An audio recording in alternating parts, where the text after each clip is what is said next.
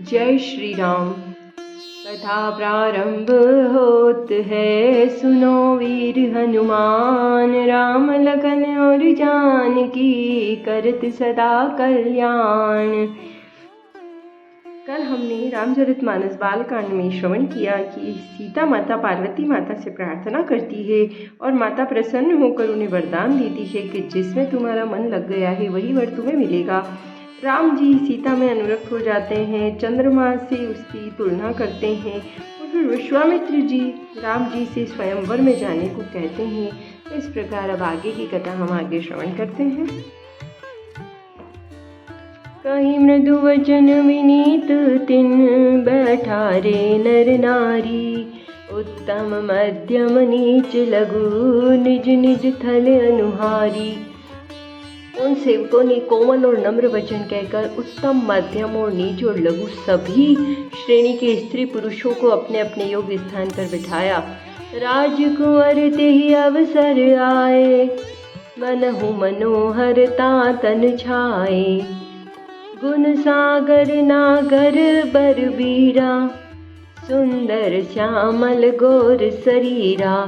उसी समय राजकुमार राम और लक्ष्मण वहां आए। वे ऐसे सुंदर हैं मानो साक्षात मनोहरता ही उनके शरीरों पर छा रही हो। सुंदर, सांवला और गोरा उनका शरीर है। वे गुणों के समुद्र और उत्तम वीर हैं। राज समाज विराजत रूरे, उडगन महु जनु जुग विदु पूरे। जिनके रही भावना जैसी, प्रभु मूर्ति देखे तिन तैसी। वे राजाओं के समाज में ऐसे सुशोभित हो रहे हैं मानो तारागणों के बीच में तो पूर्ण चंद्रमा है। जिनकी जैसी भावना थी प्रभु की मूर्ति को उन्होंने वैसे ही देखा। देख ही रूप महारन धीरा, मनहु वीर रसुधरे शरीरा। डरे कुटिल नृपधर प्रभु ही निहारी, मनहु भयानक मूर्ति भारी। महान रणधीर राजा लोग श्री रामचंद्र जी के ऐसे रूप को देख रहे हैं मानो स्वयं वीर रस शरीर धारण किए हुए हो। कुटिल राजा प्रभु को देखकर डर गए मानो बड़ी भयानक मूर्ति हो।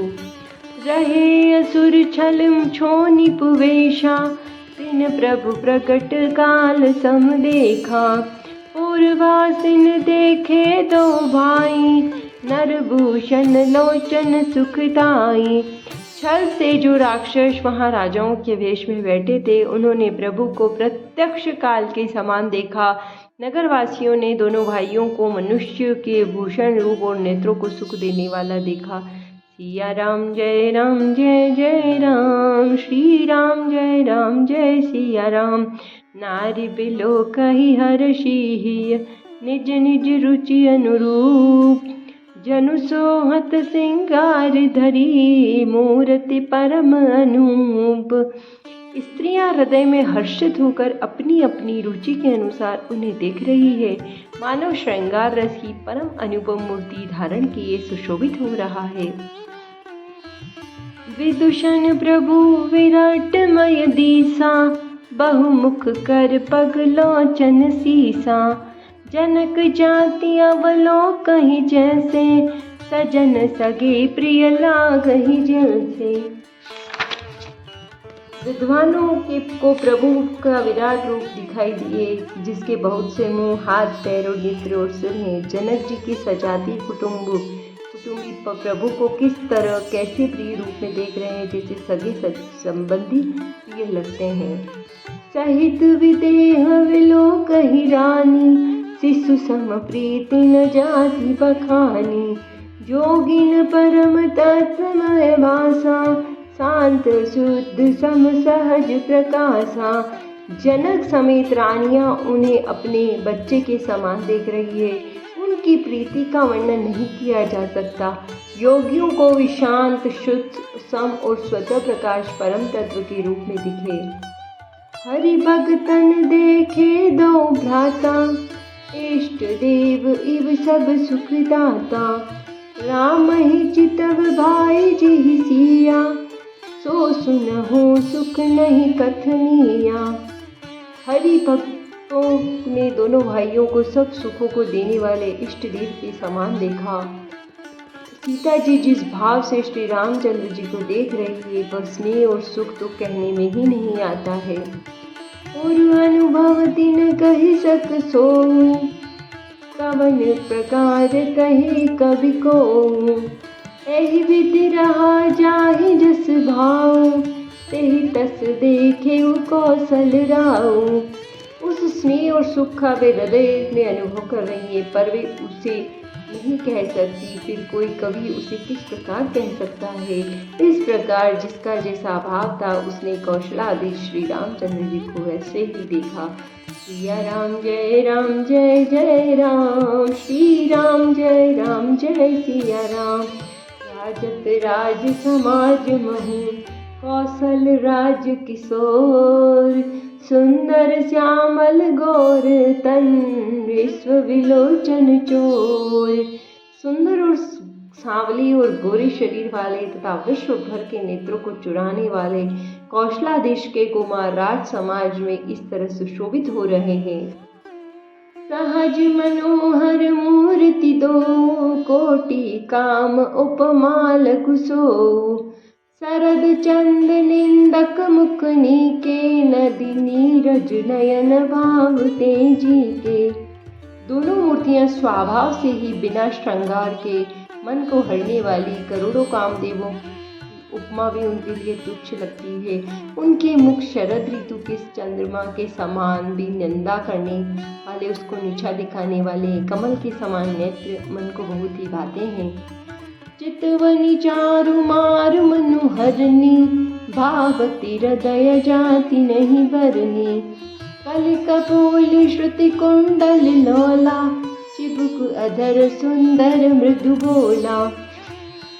सुंदर चितवन और सारे संसार के मन को हरने वाले, कामदेव के भी मन को हरने वाली वह हृदय को बहुत ही प्यारी लगती है, पर उसका वर्णन नहीं किया जा सकता। सुंदर गाल है, कानों में कुंडल झुमके पहने हुए हैं, थोड़ी और अधर सुंदर है, कोमल वाणी है। कुमुद बंधु कर निंदक हासा, ब्रकुटि विकट मनोहर नासा। भाल विशाल तिलक जल काही, कच बिलो की अली अवली लजाही। हंसी चंद्रमा की किरणों का तस्कार करने वाली है, भौहें टेढ़ी है और नासिका मनोहर है। ऊंची और चौड़ी ललाट पर तिलक झलक रहे हैं, जैसे दैदीप्यमान हो रहे हैं। काले और घुंघराले बालों को देखकर भौरों की पंक्तियां भी लजा रही जाती है। पीत चोत निसरन ही सुहाई, कुसुम कली बीच बीच बनाई। रेखे रुचिर कंदु कल गीवा, जनु त्रिभुवन सुषमा की सीवा। पीली चौकोनी टोपियां सिरों पर सुशोभित है, जिनके बीच बीच में फूलों की कलियां बनाई गई है। शंख के समान सुंदर गाल और गले में मनोहर 3 रेखाएं हैं, जो मानो तीनों लोकों की सुंदरता की सीमा को बता रही है। सिया राम जय जय राम, श्री राम जय सिया राम। कुंजर मणिकंठा कलित, उरहिन तुलसी कमाल। वृषभ कंद के हरिठवनी, बल निधि बाहु विशाल। हृदयों पर गजमुक्ताओं के सुंदर कंठे और तुलसी की मालाएं सुशोभित है, और उनके कंधे बेलों की कंधे की तरह ऊंची और पुष्ट है। एड़े खड़े होने की शान सिंह की सी है, और भुजाएं विशाल बल की भंडार है। कथा विसर्जन होत है, सुनो वीर हनुमान। राम लखन और जानकी, करत सदा कल्याण। जय श्री राम। हर हर महादेव।